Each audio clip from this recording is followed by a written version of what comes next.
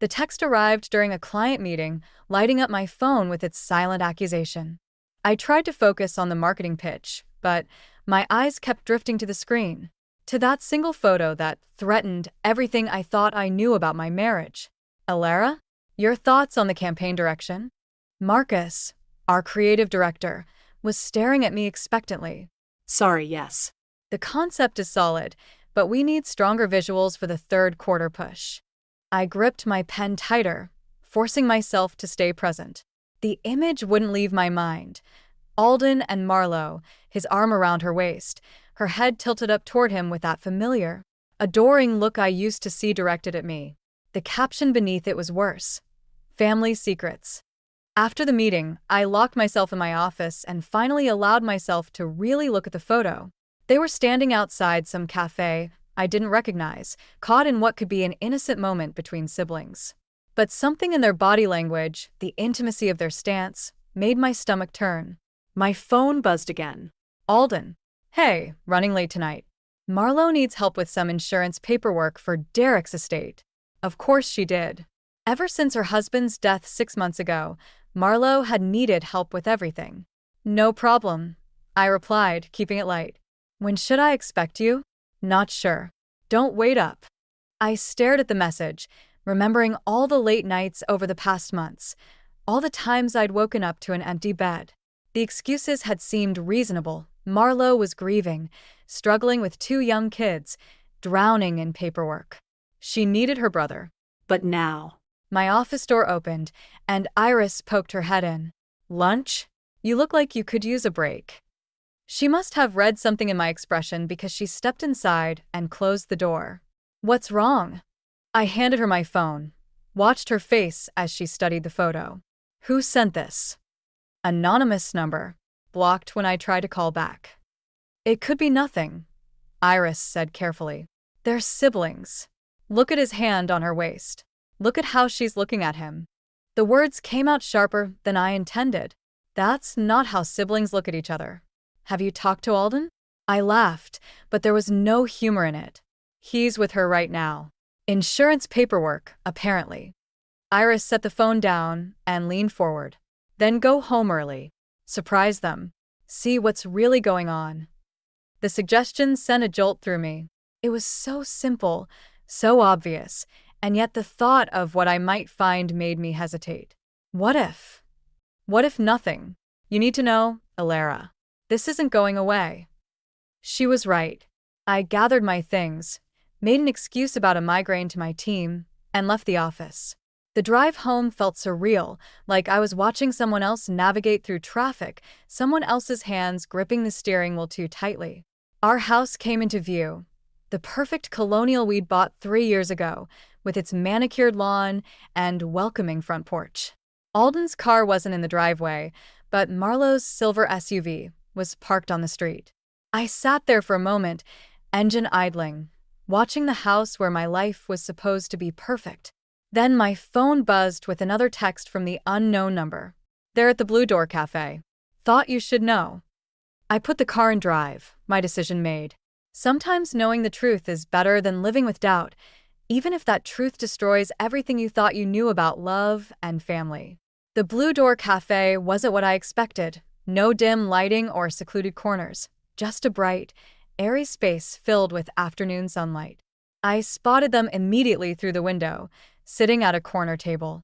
Nothing inappropriate, just 2 people talking over coffee. But then Marlo reached across and squeezed Alden's hand, and my world tilted sideways.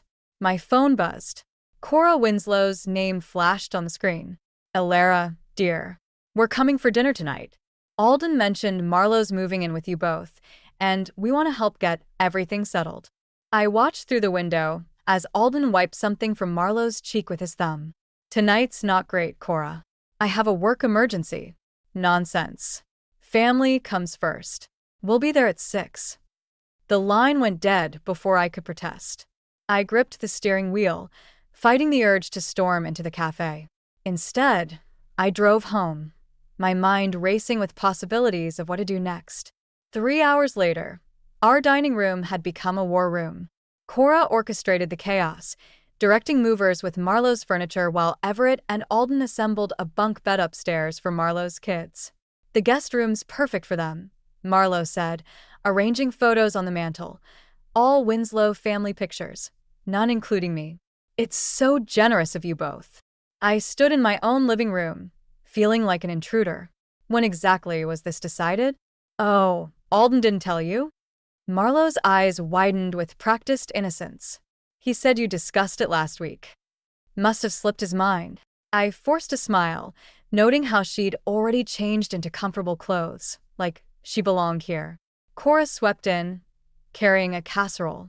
Alara, dear, could you set the table? Marlowe needs to rest. She's had such a difficult time lately. I bit back a response and headed to the kitchen. Through the doorway, I could hear them talking. She's taking it harder than expected, Marlowe whispered. She'll adjust, Cora replied. Family has to stick together in times like these. I slammed the drawer shut harder than necessary, making them jump. Dinner's ready. I called up the stairs, my voice eerily calm. During dinner, I watched them all, the way they passed dishes, finished each other's sentences, shared inside jokes. A perfect family portrait, with me sitting just outside the frame. We should discuss the sleeping arrangements, Cora announced. The kids will need structure. Actually, I cut in. I thought we should discuss how long this arrangement will last. The table went silent. Alden shot me a warning look. Alara, he said quietly, we talked about this. Did we? Because I remember a very different conversation about helping Marlowe find her own place. Marlowe's lower lip trembled. I can look for apartments tomorrow. No, you won't, Cora interjected. This is your home now. Isn't it, Alden? I watched my husband's face, waiting for him to defend our marriage, our space, our life together. Instead, he reached for Marlowe's hand. Of course it is. As long as you need. Later, after everyone had gone to bed, I found Alden in his study. You never asked me, I said. You just decided. They're my family, Alara. What was I supposed to do? And what am I? He wouldn't meet my eyes. It's temporary. Just until she gets back on her feet. I thought about the cafe, about the photos on the mantel, about all the little ways I was being erased from my own home. How long have you been making decisions without me? He finally looked up, and for a moment, I saw something flicker across his face. Guilt, maybe, or fear. But then Marlowe's voice called from upstairs. Alden, the kids are asking for you, and whatever moment of truth we might have had vanished as he hurried to answer her call. The bank statement arrived on a Tuesday, buried under a pile of junk mail. I almost missed it, but the bold red, alert, balance below minimum caught my eye. Scanning the transactions, my coffee grew cold beside me as the numbers told their own story. 5 transfers to an account I didn't recognize. Each one for exactly $5,000. Morning. Marlowe breezed into the kitchen wearing my favorite silk robe, the one Alden had given me for our anniversary. Is there coffee left? I slid the statement into my laptop bag. Help yourself. Nice robe. Oh, Alden said I could borrow it. You don't mind, do you? She poured herself coffee in my mother's old mug, the last thing I had of hers. The front door opened, and Alden walked in from his morning run. Hey, you're both up early. He kissed Marlowe's cheek first, then mine, like an afterthought. We need to talk, I said. About the accounts. His expression shifted, almost imperceptibly. Can it wait? I have an early meeting. $25,000, Alden. Were you planning to mention it? Marlowe quietly slipped out of the kitchen, taking my mother's mug with her. It's temporary, he said, not meeting my eyes. Marlowe needed help with Derek's medical bills, and the insurance hasn't come through yet. Our savings, Alden. Our future. You didn't even discuss it with me. Because you would have said no. His voice rose. She's family. She needed help. And what am I? The silence stretched between us like a chasm. Upstairs, I could hear Marlowe's kids laughing, the sound of their footsteps on what used to be my home office floor. I'll pay it back, he finally said. Once everything settled. My phone buzzed. Another anonymous text. Check account ending in 4891. It's not just medical bills. What else aren't you telling me? I showed him the text. His face drained of color. Someone's trying to cause trouble. You shouldn't listen to. Then show me. I held out my hand. Show me your phone. Prove there's nothing else. He took a step back, clutching his phone tighter. I don't have to prove anything. This is my family we're talking about. And our marriage? What are we talking about there? Before he could answer, Marlo appeared in the doorway, wearing a new designer dress I'd never seen before. Alden, we're going to be late for the appointment. What appointment? I asked. Just helping her look at some properties, he said quickly. Too quickly. In a dress that probably cost more than our mortgage payment. Marlo's face flushed. It was a gift. From Alden. To help me feel better after. Everything. The room spun slightly. I steadied myself against the counter, remembering all the times I'd asked Alden about our dwindling savings. All his vague explanations about market fluctuations and temporary setbacks. I have to go, he said, already backing away. We'll talk tonight. Will we? Or will Marlo need something else that's more important? He paused at the door, and for a moment, I saw uncertainty flicker across his face. Then Marlo touched his arm, and whatever he might have said disappeared into the morning air as they left together. I sat down at the kitchen table, surrounded by the remnants of what used to be my life, my home, my savings, my marriage. The anonymous texter had been right about everything so far. What else would they reveal? My fingers hovered over the phone, ready to reply to the unknown number. Sometimes I thought the real betrayal isn't in the secrets they keep, but in the truth they force you to face. I typed, "Tell me everything." The response from my anonymous informant came with attachments, bank statements, text messages, photos. Each one a nail in the coffin of my marriage. I stared at my laptop screen in my office, trying to make sense of it all, when Marcus knocked on my door. "The Henderson pitch is starting." He paused, noticing my expression. "Everything okay?" I closed the laptop. Fine. "Just family stuff." Family stuff doesn't usually make people look like they've seen a ghost. Before I could respond, my phone lit up with Cora's name. I let it go to voicemail, but she called again immediately. "You need to come home," she said when I finally answered. "Marlo's having a crisis, and Alden says you're not being supportive enough." I caught my reflection in the office window. Pale, drawn, unrecognizable. "I'm at work, Cora. Some of us still have jobs to maintain."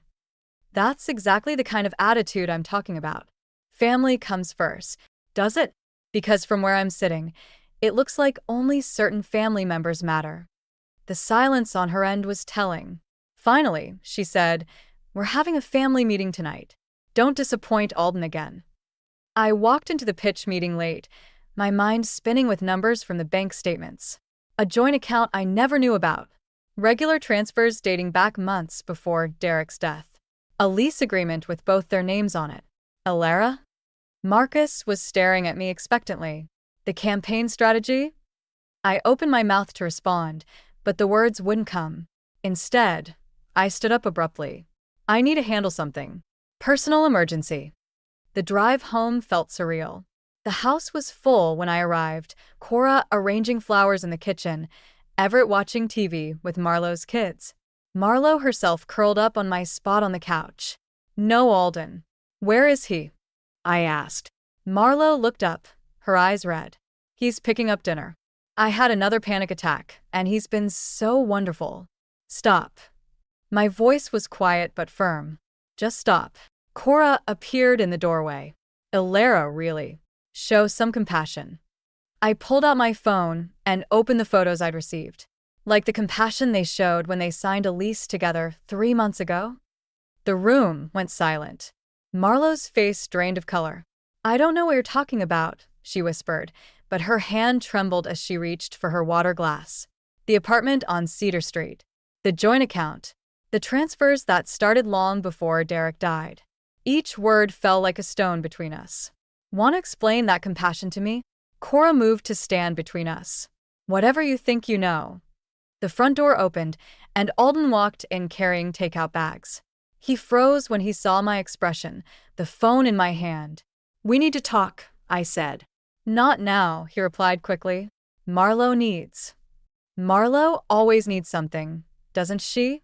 And you're always there to provide it. With our money, our future. He set the bags down slowly.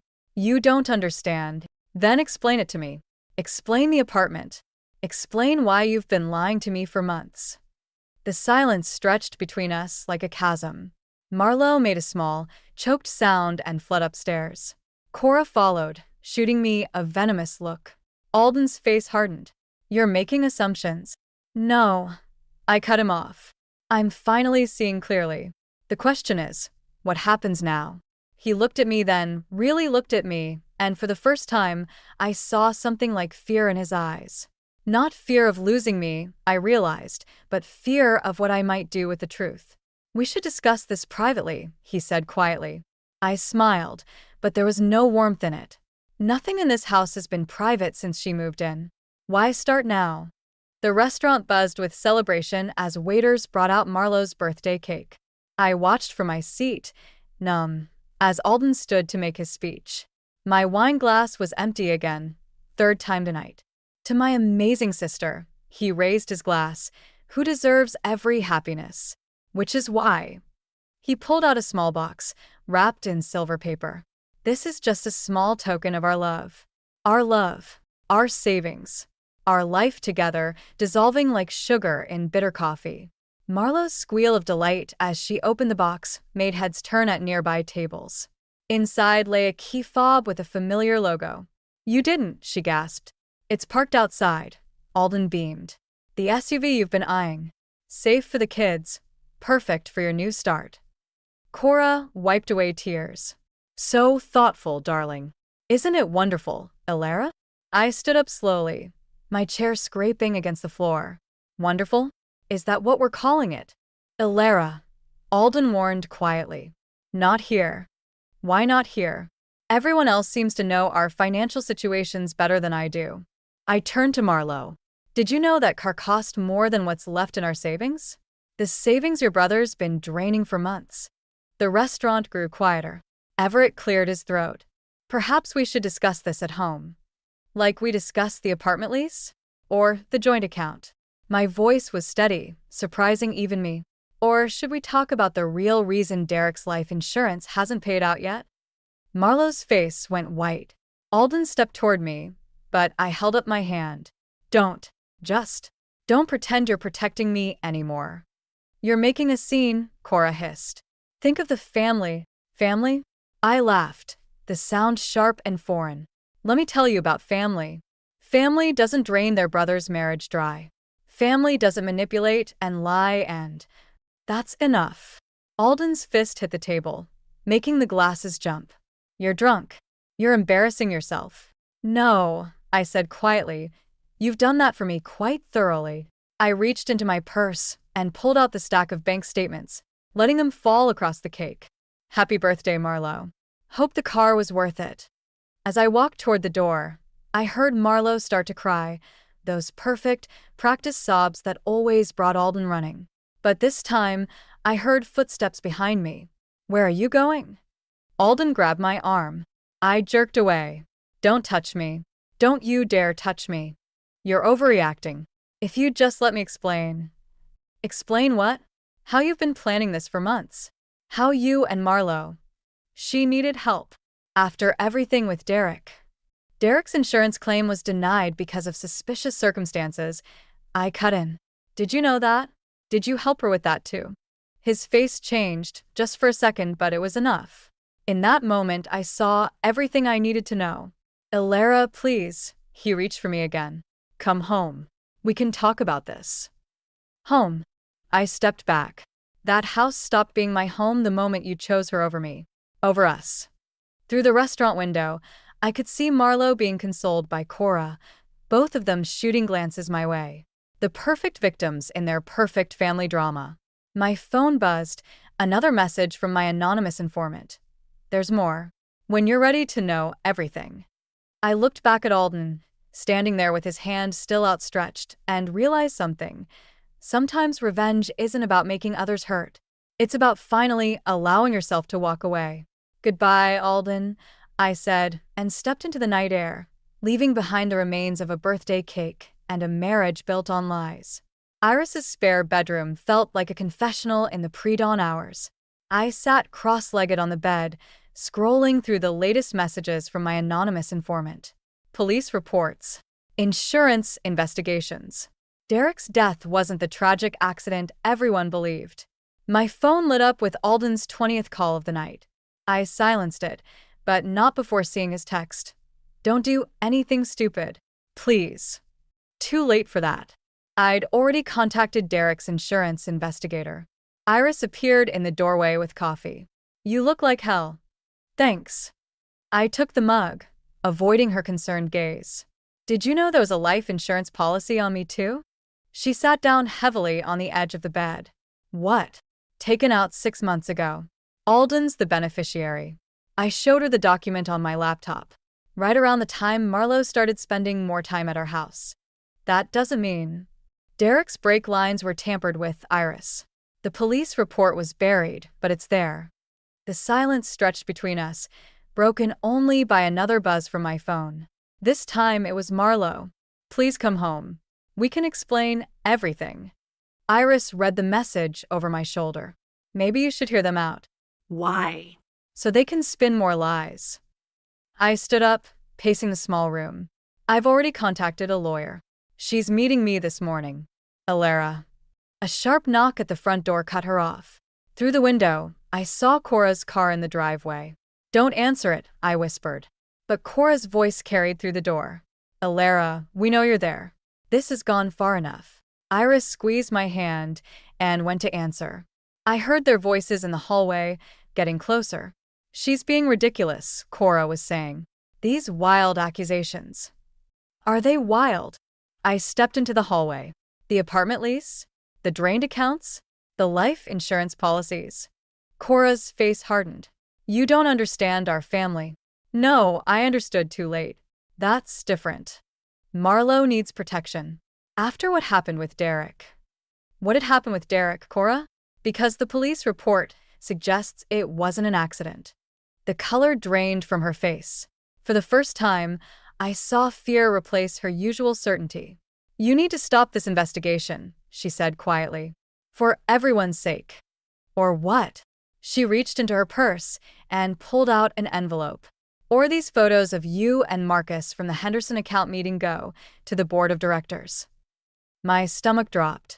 The photos were innocent, just us working late, but framed exactly wrong. Career-destroying wrong. You're blackmailing me? I'm protecting my family.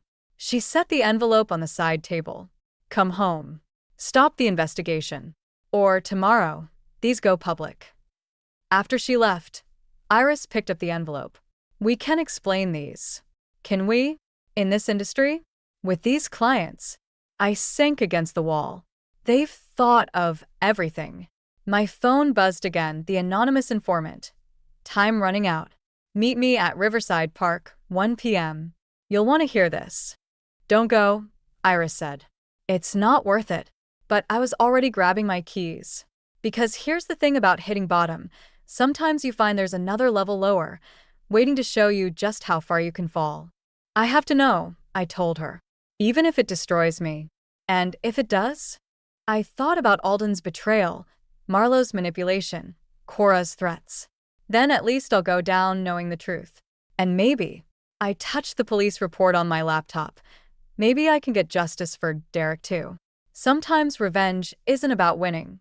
Sometimes it's about being willing to lose everything to expose the truth.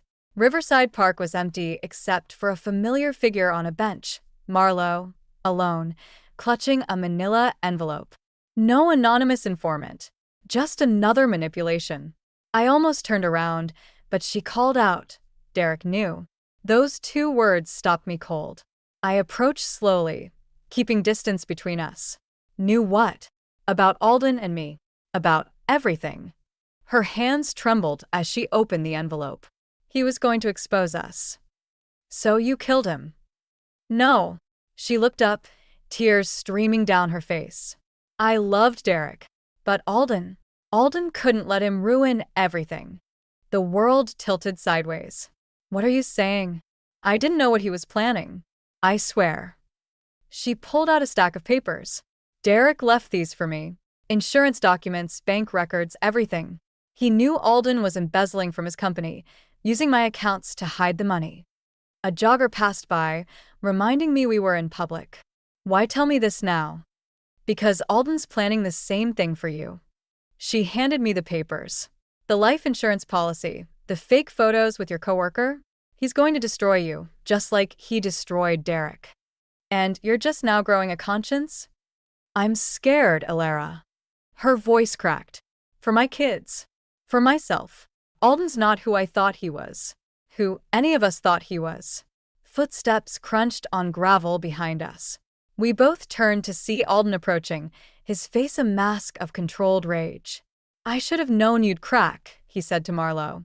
You always were the weak link. It's over, Alden, I said, standing. I'm taking these to the police. He smiled, but it didn't reach his eyes. With what proof? A grieving widow's desperate stories? Photos that could easily be explained as a sister seeking comfort from her brother. Derek's evidence is circumstantial at best. And who will believe you after those photos of you and Marcus go public? Your career will be ruined. Your reputation destroyed. Like you destroyed Derek? His smile faltered. Derek was an accident. Was it? Marlo stood, her voice stronger now. Tell that to the mechanic who saw you the day before. Alden's composure cracked. You followed me? I followed Derek's instructions. She pulled out her phone, played a video. Alden's voice filled the air, arguing with Derek about missing money, making threats. You recorded everything, I whispered. Delete it. Alden stepped forward, reaching for the phone. Now. It's already with my lawyer, I said. And the insurance investigators. They're reopening Derek's case. You're bluffing. Am I? Check your email. The investigator should have contacted you by now. He pulled out his phone, his face draining of color as he read. When he looked up, the controlled mask was gone, replaced by something darker. I did everything for this family, he snarled. Everything. And you both betray me like this. No, Alden, I said quietly. You betrayed us. All of us. Police sirens wailed in the distance, getting closer. Marlo's hand found mine, squeezing tight. They're coming for you, she told her brother. It's over. Alden looked between us, his perfect world crumbling. You'll regret this, he said, but his voice shook. Both of you. As the police cars pulled up, I watched my husband raise his hands in surrender. Sometimes revenge isn't about destroying someone else. It's about refusing to let them destroy you. Marlo turned to me, her eyes full of tears and determination. I'm sorry. For everything. I know, I said, watching Alden being handcuffed. So am I. 6 months after Alden's arrest, I stood in our old house one last time, packing the last boxes before the sale closed. Sunlight streamed through windows that no longer held family photos, casting shadows across empty walls that once witnessed so many lies. My phone buzzed, a text from Marlo. Coffee? The kids missed their Aunt Alara. These monthly meetings had become our way of healing, of understanding. Not forgiveness exactly, but something closer to acceptance. I typed back. Usual place noon? The doorbell rang. I opened it to find Cora standing there, looking older than I remembered. The realtor said you'd be here today, she said softly. May I come in? I stepped aside, watching her take in the empty rooms. She touched the wall where Marlo's photos once hung, where my life had begun to unravel. Alden wants to see you, she said finally. Before the sentencing. I know. He's written letters. Have you read them? No. I closed a box, sealing it with tape. Some things are better left unsaid. She pulled an envelope from her purse. He confessed everything. About Derek, the money, all of it. He's accepting a plea deal. That doesn't change anything. No, she agreed, surprising me. But maybe this will. She handed me the envelope. Marlo showed us the truth. About how we enabled him, how we chose not to see. Inside was a cashier's check, the exact amount Alden had taken from our savings. I don't want your money. It's not ours. It's Derek's life insurance payout. It belongs to his children. Her voice cracked. We were so wrong, Ilera. About everything. The front door opened again, and Marlo stepped in with her kids. They ran to me, hugging my legs, while she hung back uncertainly. Mom, she said to Cora, I didn't know you'd be here. I'm leaving. Cora moved toward the door, then paused. I'm sorry, Ilera, for not being the family you deserved. After she left, Marlo helped me load the last boxes into my car. The kids played in the empty living room, their laughter echoing off bare walls. I got a job offer, she said.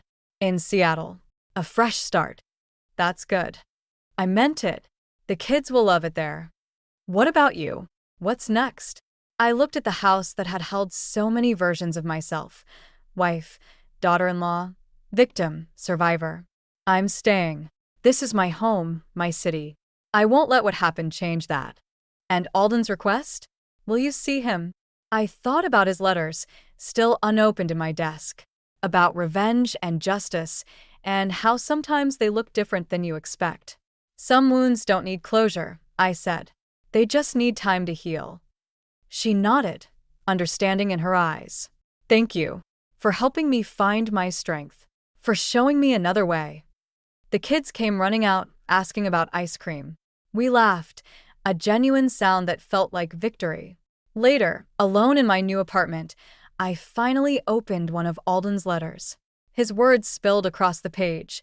Explanations, apologies, pleas for understanding. But what caught my eye was the last line. I thought I was protecting everyone, but in the end, you were the only one strong enough to save us all. I folded the letter and watched the sunset paint the city gold. Sometimes the greatest revenge isn't in destroying what hurt you, but in rebuilding something stronger from the ruins. Sometimes justice looks like moving forward while letting the past fade into shadow.